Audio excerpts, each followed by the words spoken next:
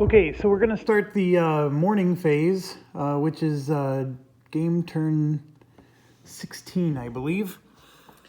So making sure we get it right this time. The reinforcements come in the evening of this day, not the mid. So yeah, as you may remember, we have morning activities to do. So let's do this. One of these is going to be eliminated from the game. The other one's not. I don't remember which one's which. We'll keep this one, and he goes into the reserves for Sector 3, and then this one is out of the game. So there's another engineer gone. And then one out, one in, one out, one in, two out, two in. And I'm going to start pushing these other depth markers up. So my system, the rules don't tell you what to do, but my system is as if these are depth markers we've already seen before. I put them in the back, and they're the last ones we draw. So that's not necessarily what the rules say, but that's how I handle it. So I make sure that anything new is actually new. Okay, so that's that. And now we got to do our replacements, which we have a lot of, and we're getting precariously low. So let's do this first. We know we're going to get an engineer because we have the 3rd Division in there. Our artillery, by the way, resets, so I'm off camera moving those back. I'm giving us an engineer point, so we're up to 22. We don't have any tanks or anything to worry about. We do get 4 more points for the 3rd Division. And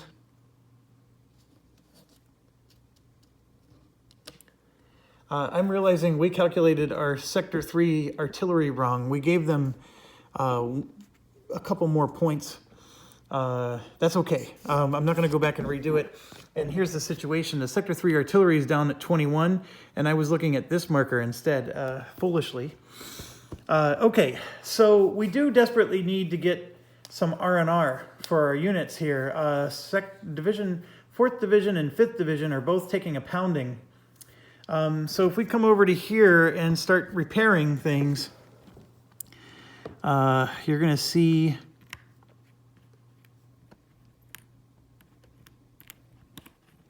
this is 1, 2, 3,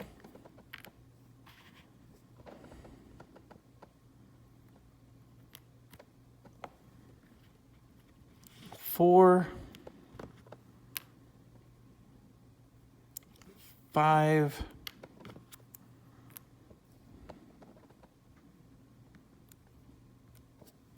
and then this one is, other than flying all over the place, we're going to get rid of that's 6. Okay, and then just making sure none of these were, I would swear one of our HQs took a hit, but I don't see it anywhere. And please accept my apologies, my dog might bark. Okay, that's 6. So let's take care of that. And that got rid of one of our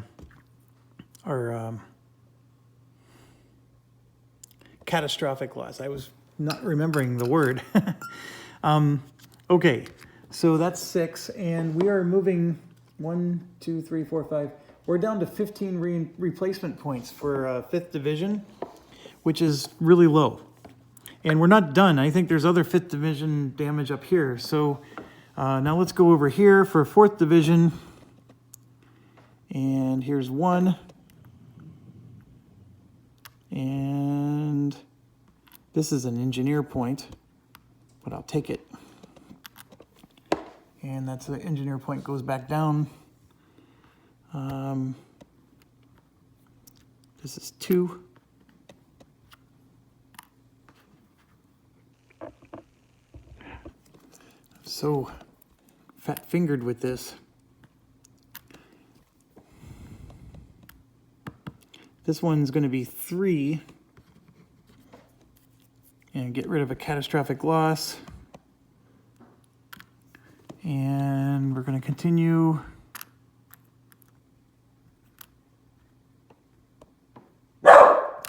Sorry, that's 4.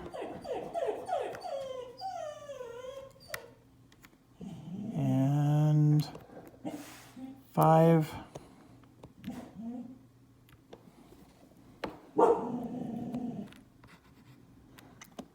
Somebody's just walking down the street. 6. 7.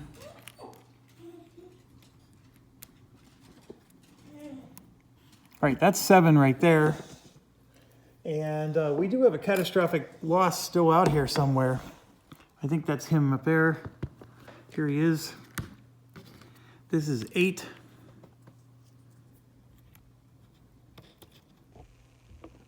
And there's 9.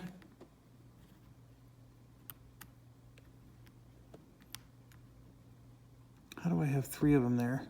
Oh, that's an engineer. So 9 for the 4th Division. And I'm making, oh, this is 5th Division, but yes, so 8 for the 4th Division and 1 more for the 5th. So the 5th Division is dropping 1 more, and then it's 8 for the 4th. 1, 2, 3, 4, 5, 6, 7, 8. I do wish they were different colors, because the artillery ones being the same colors as these makes you have to read them to figure out which one's which. Don't really appreciate that, but I don't know. I'm just a stickler for those nice little touches. Okay, so I think we're done.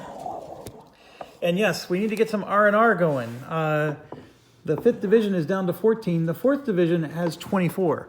So they do have 10 more replacements, which is good. You know, we want the 4th Division to have more replacements because the 4th Division has actually got a lot of fighting to do still.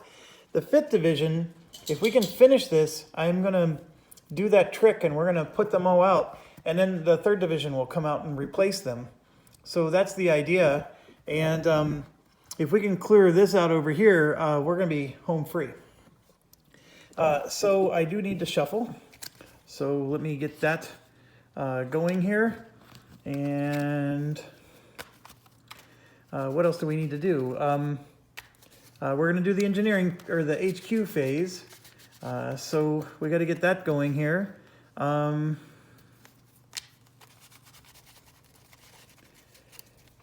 let's just get this thing shuffled. All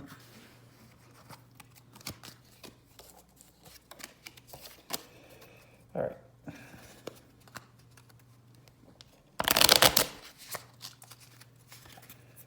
One.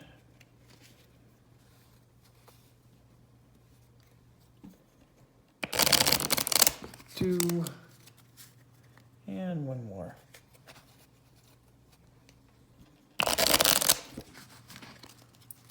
Okay, so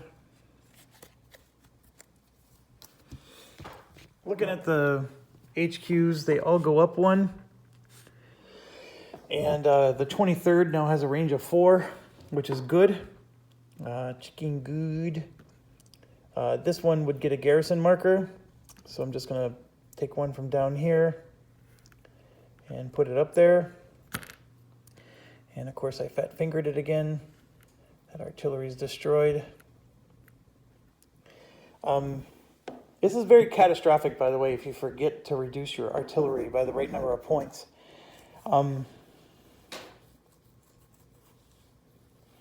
That would probably be the one drawback to this, because with all your counters covering things, I think I'm just going to reserve the right to cover something up right with a garrison. I mean, this one's going to get a garrison up here because I moved this HQ up here. And I think we're ready to rock. So let's draw an event and keep it going. And 1 second.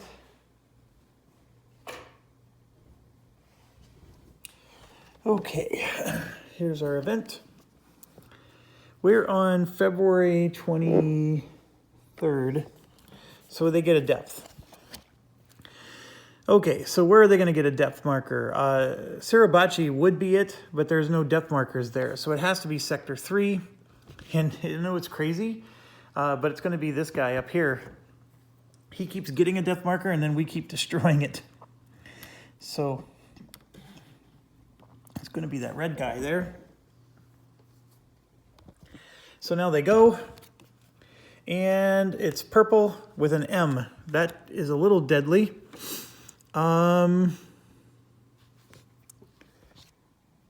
This one here is going to, it's called a muster. So purple M is a muster, and he's going to get a reserve unit with a depth marker. So we take a reserve and a depth marker, and it's going right here, because he's within 3 spaces of us. This one just loses his disruption marker.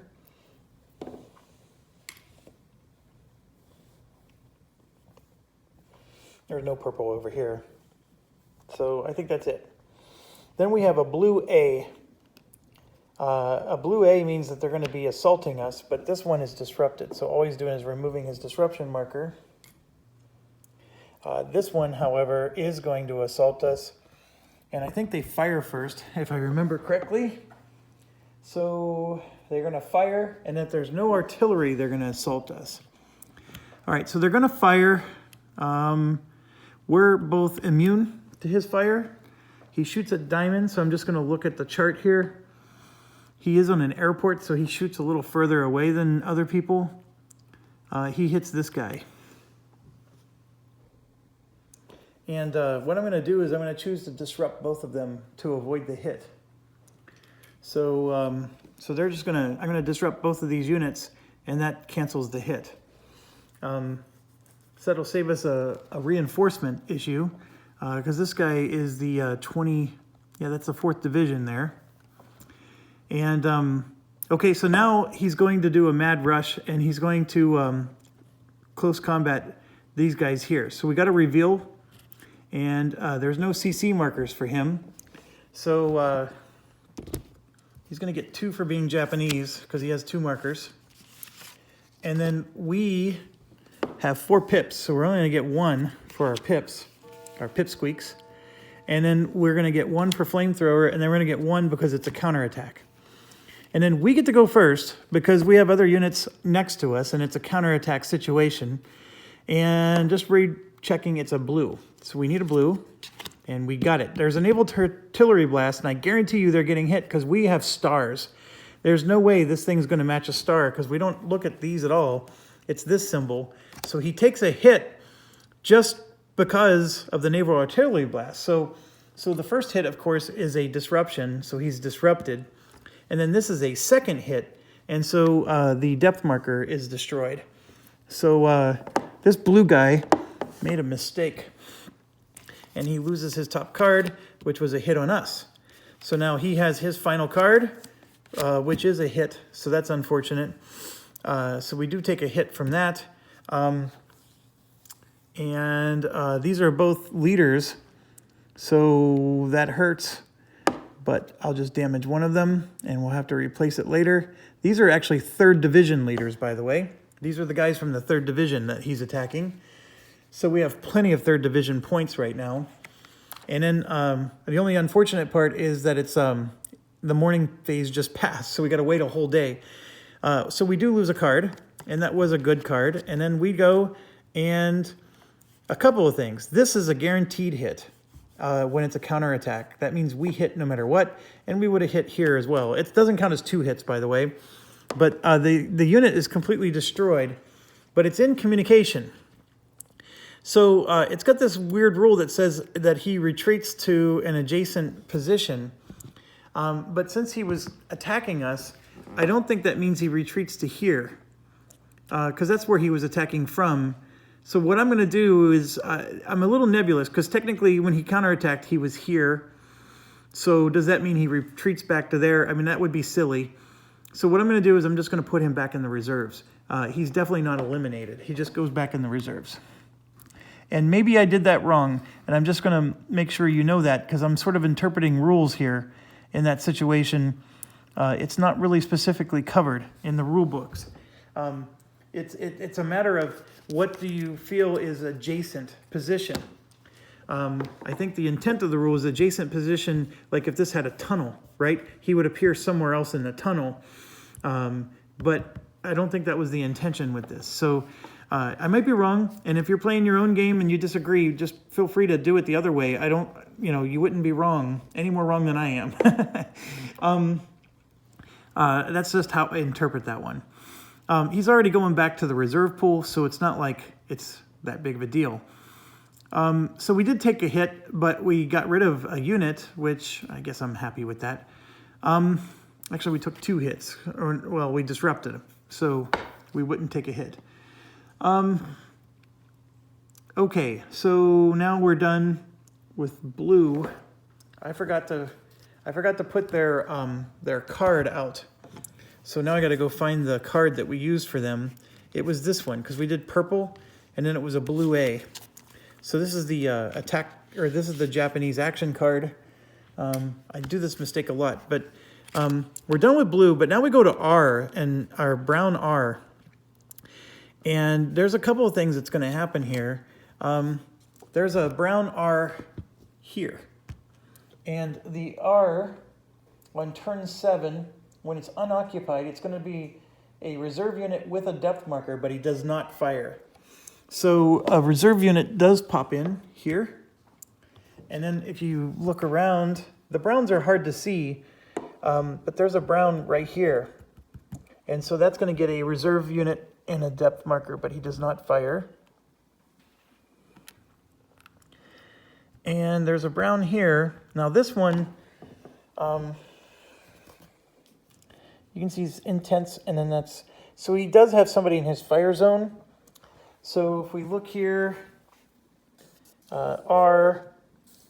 he's occupied and we are in his fire zone, so he's going to get a depth marker and then he fires. He already has a depth marker, so then he's just going to fire, and it's a diamond, and we do have a diamond there, so we take a hit.